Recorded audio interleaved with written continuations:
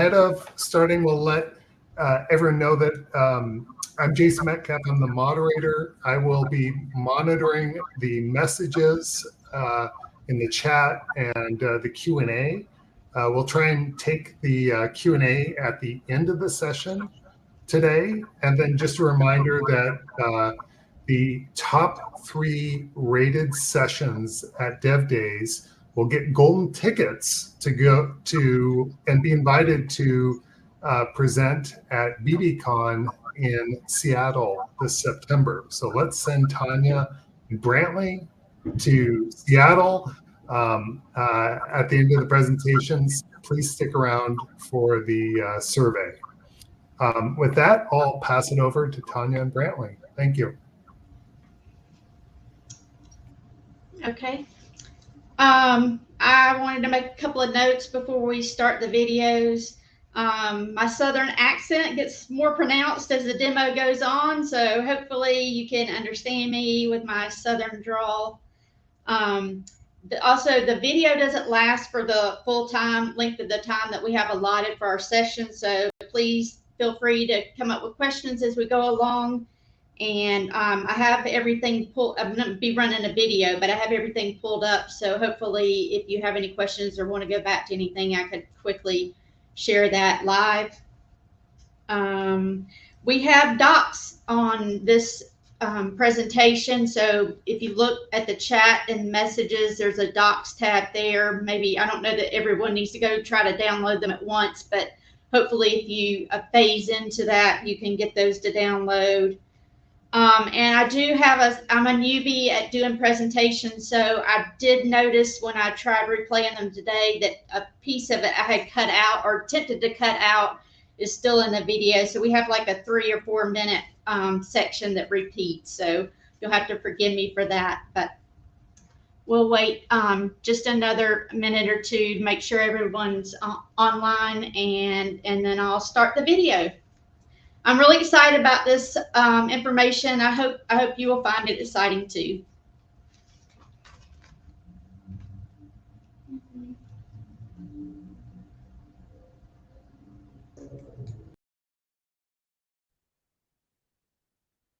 Hi, welcome to my presentation of various use cases for using the BizOps API via PHP. My name is Tanya Crowe. I'm a computer science graduate of the University of Georgia and have been working as a programmer for UGA for the past 19 years. Before joining the Application Support Group unit of our Development and Alumni Relations Division, most of my professional programming experience was using the scripting language PHP. Our unit was already supporting standalone PHP web applications when I joined the team, and we still have some today. So when we were getting ready for our rollout on Blackbaud CRM, back around the time of versions 2.9.3 or 2.9.4, we were excited when we found some Blackbaud provided PHP code online to help with handling API access to CRM, specifically using the BizOps API. In all of the years that I have participated in the developer conferences, I don't remember anyone ever presenting on their use of these APIs. Perhaps I missed it or I've just forgotten. But I wanted to do this presentation today to let you know how helpful they have been for us to address some needs and how easy they are to get set up. Now, I will say that part of that ease is because we already had a PHP environment, so I recognize that could be an obstacle for others. And I do want to acknowledge that I realize that Blackbaud has put a lot of work into the Sky API platform, and I don't want to detract from that. But again, this is just so easy, and you can use your custom written specs to achieve your goals. We are self-hosted, but I don't think that should make a difference in this conversation. We have several environments, but the 3 that I will name for the presentation today are that we have a production, a staging, and a development environment. I'll switch now, for the sake of time, to some screenshots to just to quickly show a few pages in case you aren't familiar with BizOps and the documentation for it.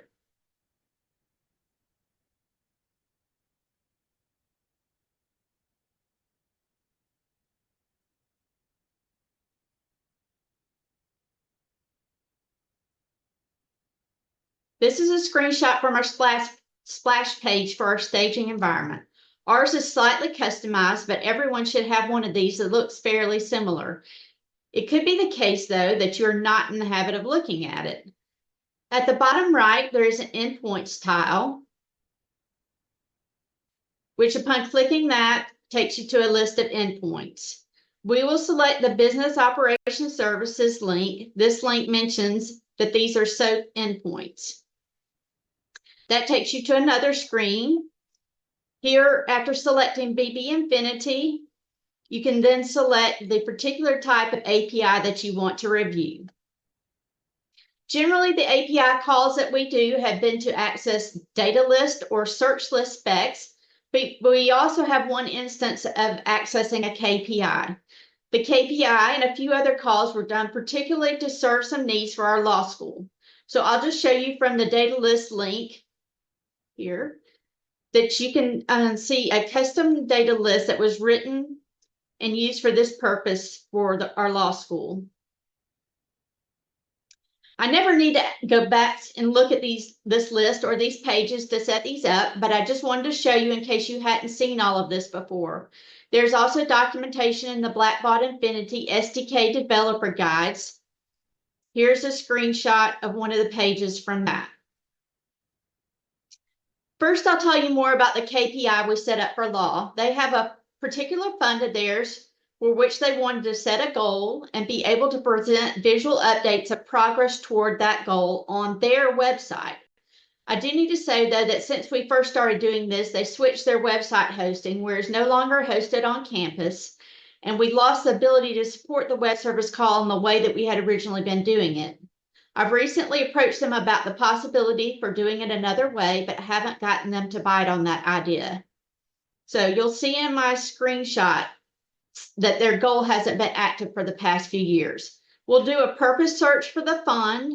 So go to the fundraising tab and fundraising purpose search, and I entered law school fund, and now it's showing in the list. And then we'll look at the goals. So there are goals showing here for fiscal year 15 through FY21. We'll click here to manage the KPIs, which takes us to the query tool, and then we'll limit that list to find the KPI in question.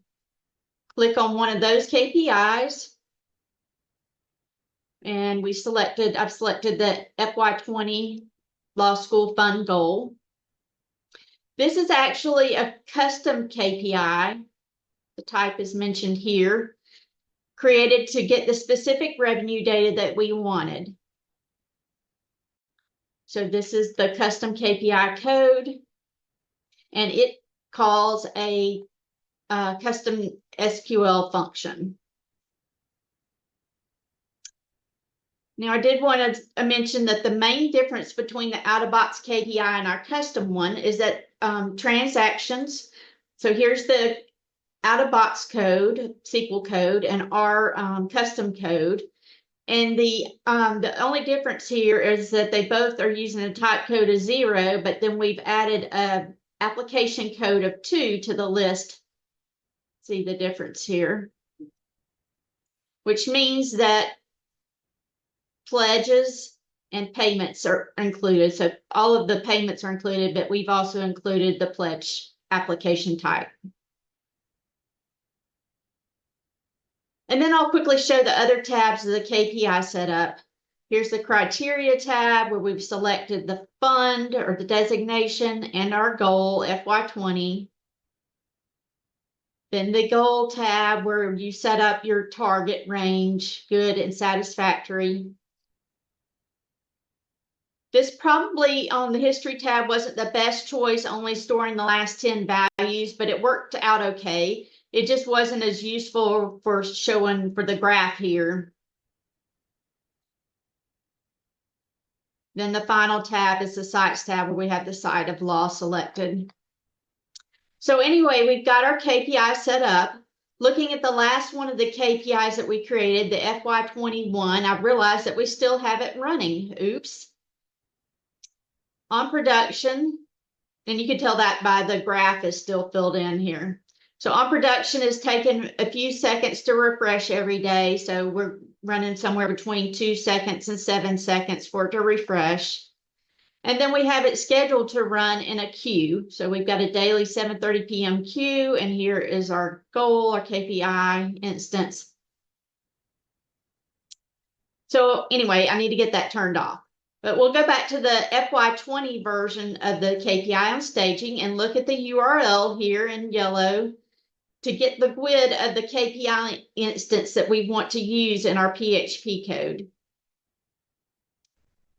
As I mentioned before, for the PHP portion of this, which includes a main class and then some examples of sister class, which is specific to the problem being solved, the code was originally provided by Blackbaud. I don't believe that I have an exact copy of the example that was originally provided, but just the results after these many years of testing and playing with it. At any rate, my understanding is they have agreed to let me share it here with you, and it wasn't something that we paid for. It was just posted online somewhere. If any of the old timers at Blackbaud remember who wrote the code, I would love to give that developer credit. Feel free to drop some info in the chat or speak up at the end of the presentation. The main class of the PHP code is less than 300 lines long. This is what the beginning of the class looks like from Visual Studio Code. I could switch between our 3 environments using these lines 5, 6, and 7. We use an S account or service account, which is tied to one of 2 roles. This isn't an actual account name shown here, and I've replaced the password with asterisks. We have a separate role and account just for the law web services because they had control of the code with the username and password on their web server. But here is their role that we have set up. And on the next slide, we have our general role.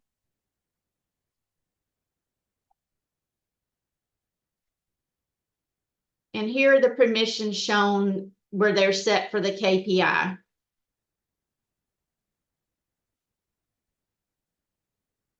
Then going back to our Infinity class, there's a function for accessing the KPIs near the end of the code for this class. See here highlighted, get KPI instance status. And then this is the bottom of the files, 278 lines. But other than switching environments or user accounts, you don't really need to alter the Infinity class. You would just have a separate PHP file to call the functions from this file for your specific use cases. So here's an example of a sister class for displaying a graph. Now I'm going to switch to showing my browser window to show this, how it was presented.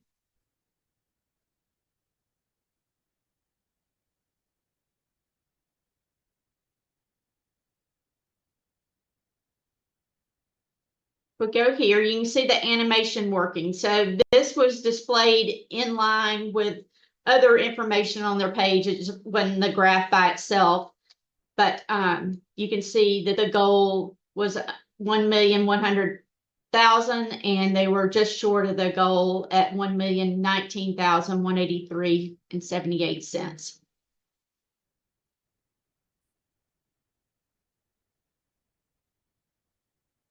This graph was produced by Fusion Charts, and I was just quickly showing their website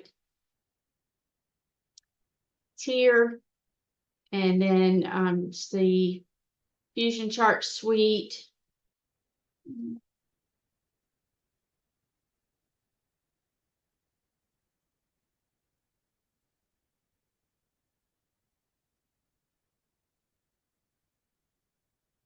And then it's down in the KPI section, there's a thermometer display that they offer. And this is what remains of what they have today. They no longer have an animated graph. Maybe this one looks a little bit better, but unfortunately it hasn't been brought up to date, and their giving is much higher than 90,000 here at the end of our fiscal year. So this is a good example of why it's so helpful to have something set up to automatically pull the data, because sometimes people get busy and forget about the things that need to be done manually. And I'll count myself in that conclusion and judgment. I'm not a lawyer, but upon reviewing the Fusion Charts website in preparation for this demo, it seems that the licensing may have changed since we downloaded the code. So I won't be sharing that part of it, the JavaScript files that help to create the graph itself. But the Infinity code and the secondary PHP file that I'm using to call the Infinity code have been shared, and there are various options for JavaScript charting libraries. So I'm going to change my share. Now, let's move into use case example number 2. Our law school was running a competition between law firms that had a significant number of UGA law grads. They had the firms competing by size in 3 groups labeled A, B, and C. Their goal was to try to get 100% participation by their employees who were UGA grads to donate dollars back to UGA, to the law school. So within CRM, using out-of-box functionality, this was supported by having a recognition program. Share my screen.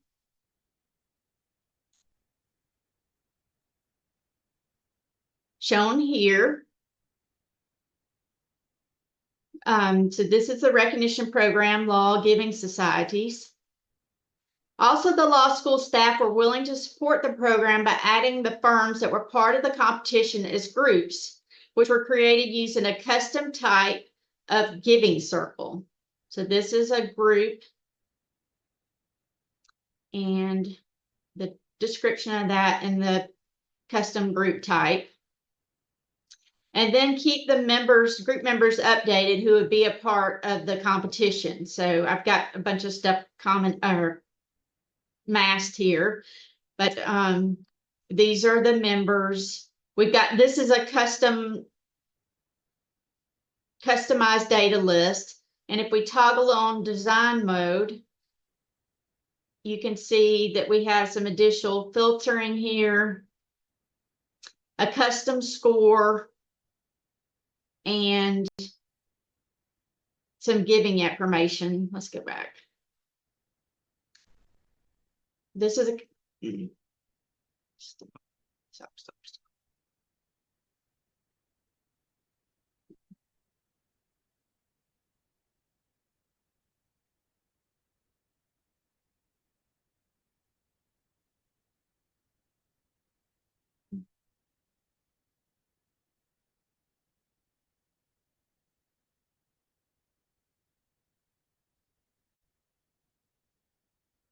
Now let's move into use case example number 2.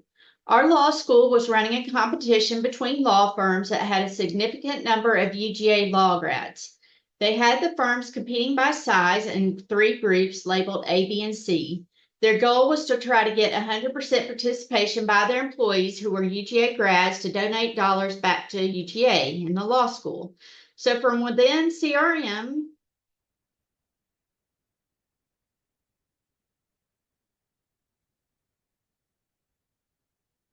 using out-of-box functionality, this was supported by having a recognition note program shown here. So the Law Giving Society's recognition program.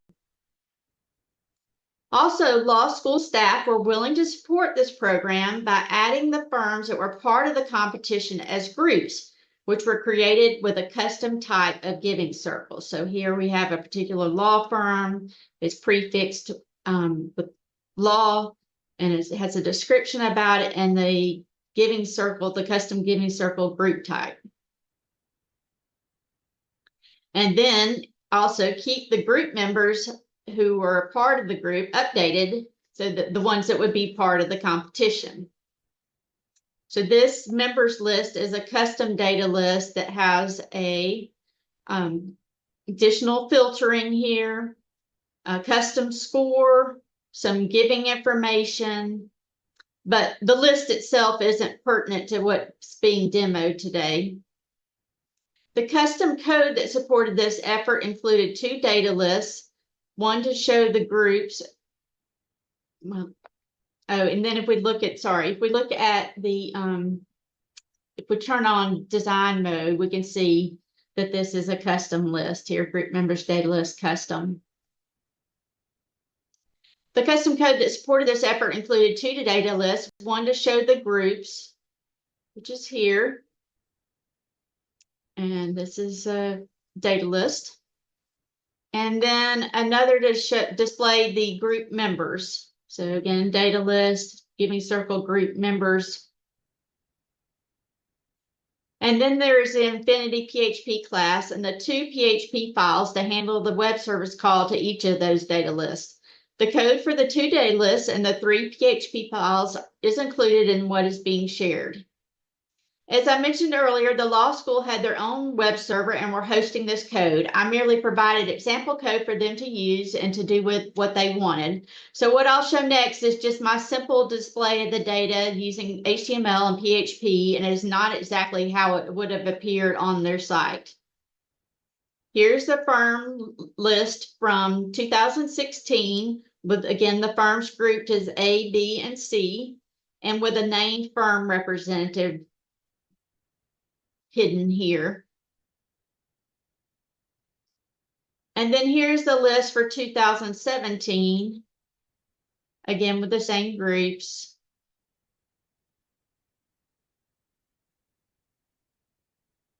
And then if we click on the link for the firm that we were reviewing earlier in CRM, you can see the members of that group.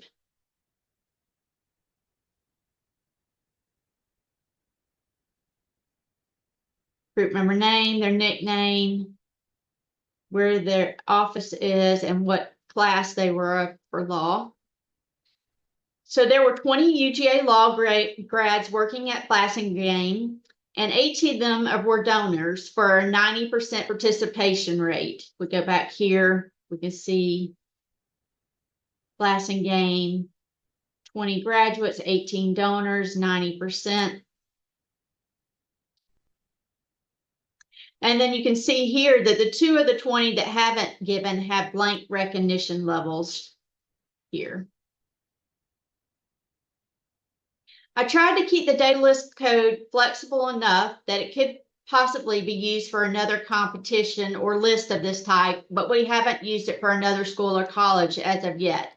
But because of that, I'm passing several parameters to make it work.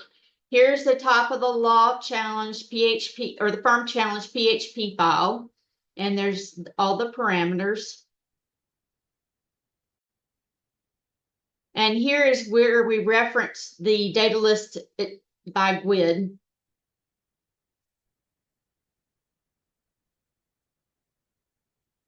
The whole file is less than 250 lines of code. Then the PHP file for the members has similar parameters, but they are passed through from the group link.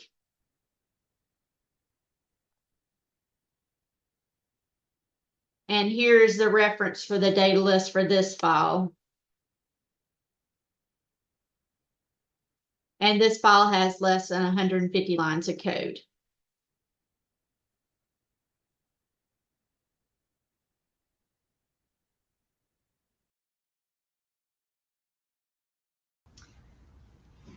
Okay, I got 2 more use cases is included as a part of a separate video, so I'll start that now. If anyone wants to start putting questions in the chat or the Q&A, I will try to take a look at those, but I'll go ahead and start that.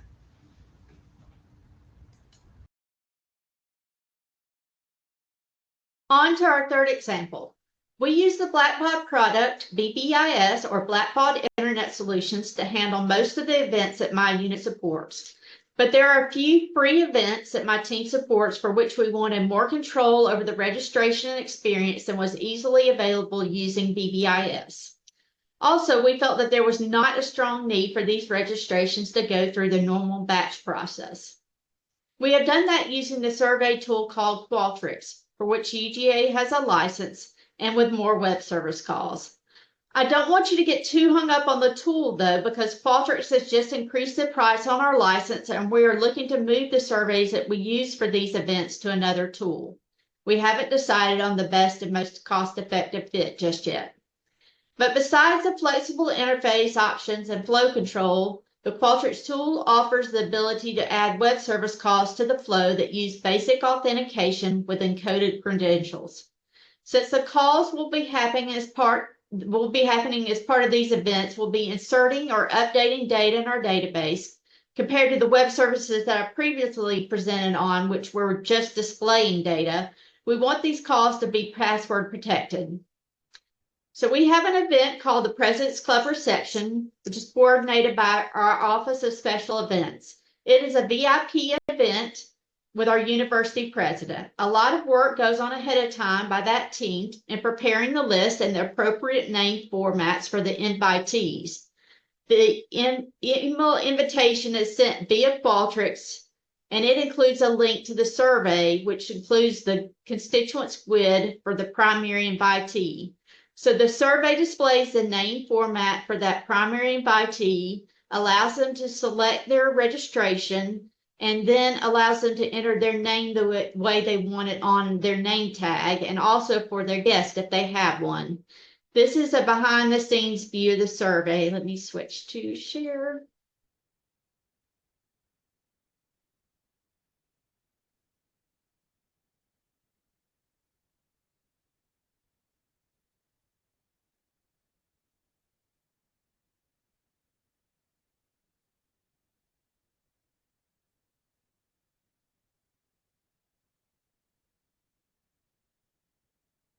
So again, this is a behind the scenes view of the survey.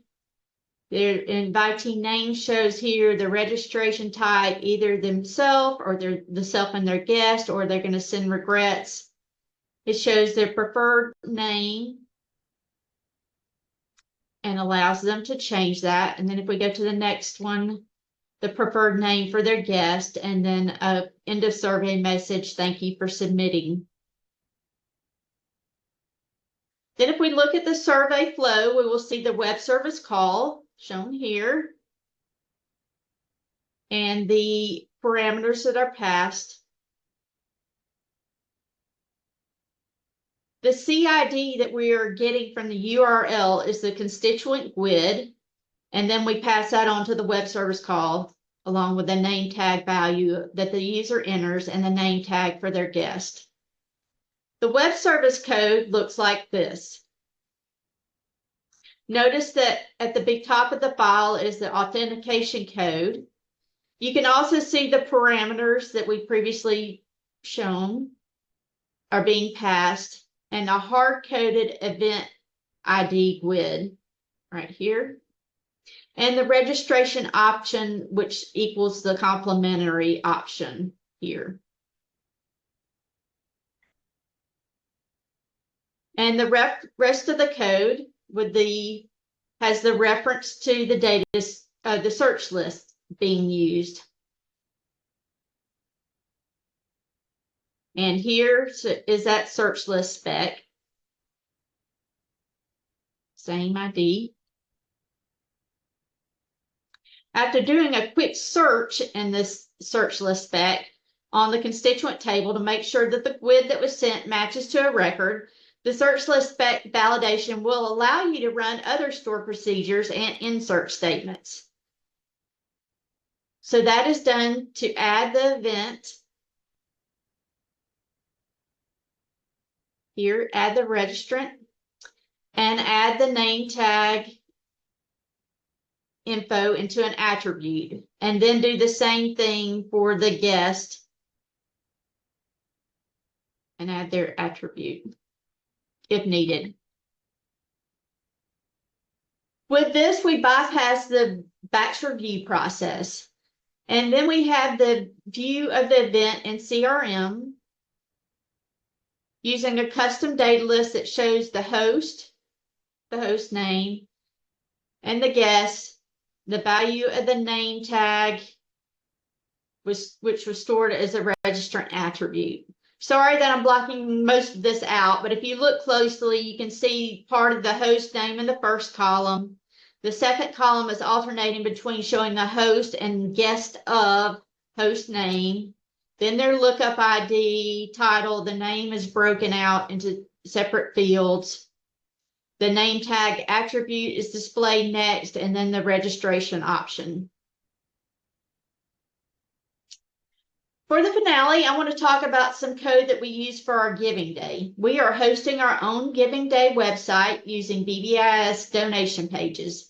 We did opt for this year's campaign in March to send our communications using Salesforce Marketing Cloud to take some of the load off of BBIS concerning email logging, like the sends and the clicks, etc.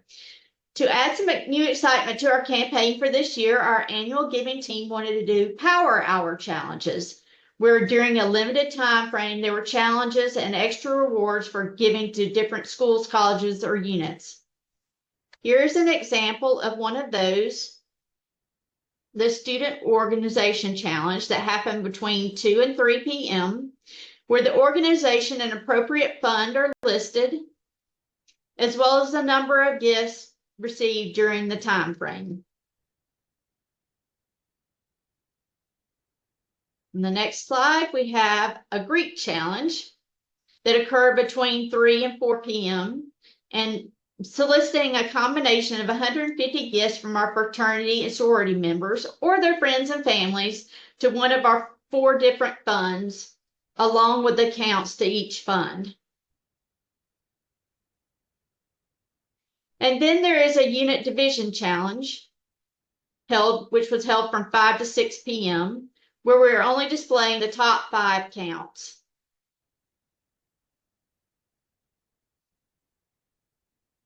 I will mention, though, that instead of having all of the calculations for the page pulling real time, we were storing the values every few minutes into JSON files and using those values for the page.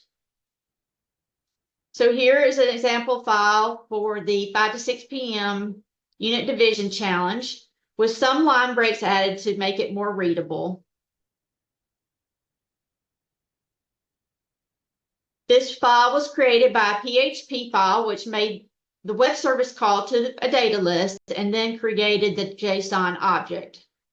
Here's the start of the PHP code with the GUID reference to the data list being used here.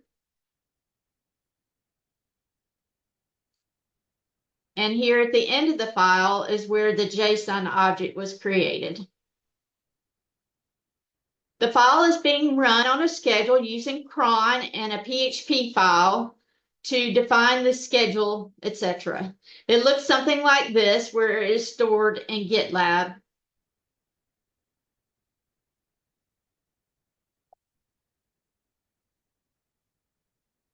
Here's the setup for the 3 calls from the previous challenges that I've shown here.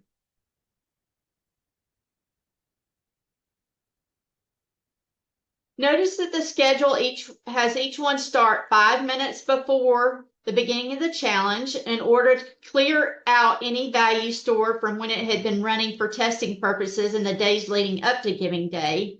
It is also scheduled to run 5 minutes beyond the end of the challenge, just to make sure it's gotten any gift that came in during the last minute of the challenge.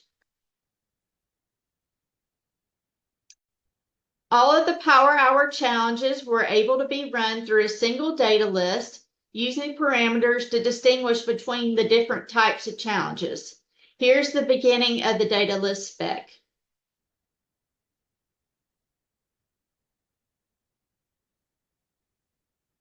If you look here, I am adjusting the time to UTC time.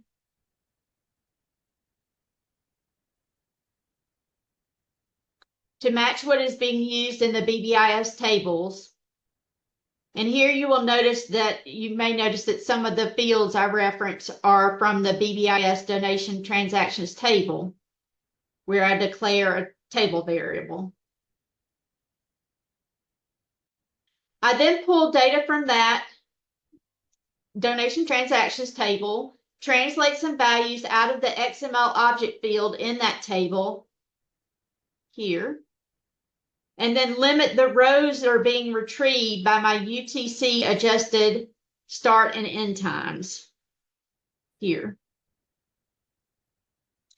We allow split gifts, meaning that donors can do a single transaction with gifts to multiple designations or funds.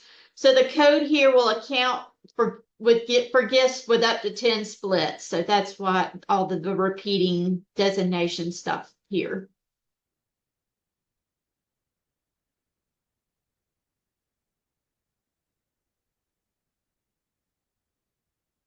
In the case of the unit division challenge, the counting is done by site. So this is the section of the code that's doing that. And here you can see where the splits are pulled out and then union back together to accomplish the count. Additional fields holding the donor name info were left in the SQL code to help in verifying the counts. So that is my presentation. Copies of most of the code files shown in these screenshots have been provided. I hope that I've been able to convince you how little code and setup is needed to support use cases like this, as long as you're able to do some SQL and PHP coding. Thank you for your attendance, and I hope you enjoyed the material. I'll end the video now and help with any remaining Q&A.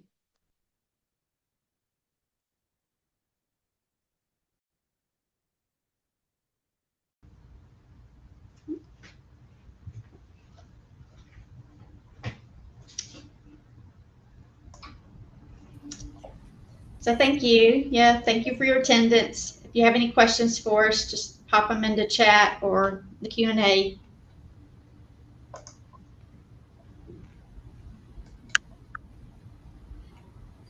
You must have done a really good job, Tanya.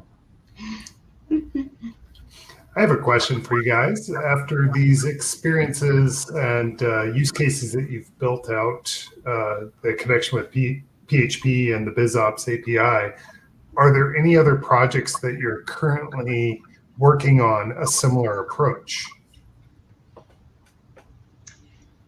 I mean, the President's Club stuff happens every year, so we have to refresh that. We also we do game watching parties the same way. I know that's something that other universities are interested in, that kind of thing, but that was a little more complicated, so I didn't go into that. We don't have plans to do anything new right away other than just refresh the ones that we have going, but yeah. But they're so easy. We can just throw them up there anytime. I mean, that's the great thing I like about it. I've mentioned it before to other people, I think at some of the developer conferences, and they're like, oh, that seems like it's a security risk or whatever. But I feel like because we have them locked down to such a specific role that it's not really an issue. And most of the time, most of these are just sharing data, like simple data. So I don't really see the security risk in it. But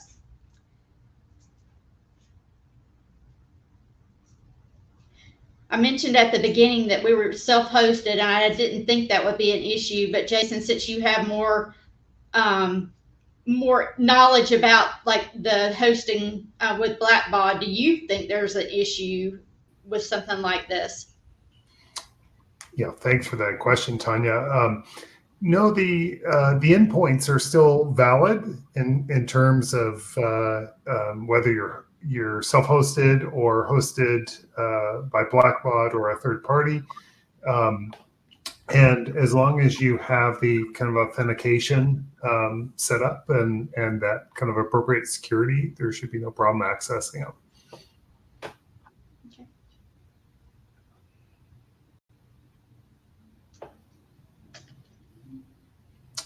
Great. Are there any other questions for Tanya and Brantley?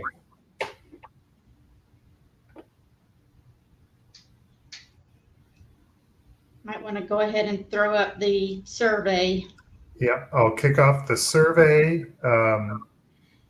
Please submit your ratings, and let's get that golden ticket to Tanya and Brantley for a trip to Seattle in September.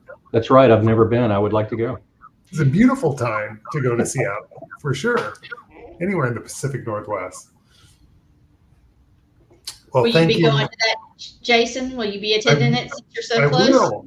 Yeah, I will. I'm just north. I live in Vancouver Island, so it's not a super far distance for me to get down to Seattle. And I always love getting to Seattle too. So hope to see you guys there and our attendees as well.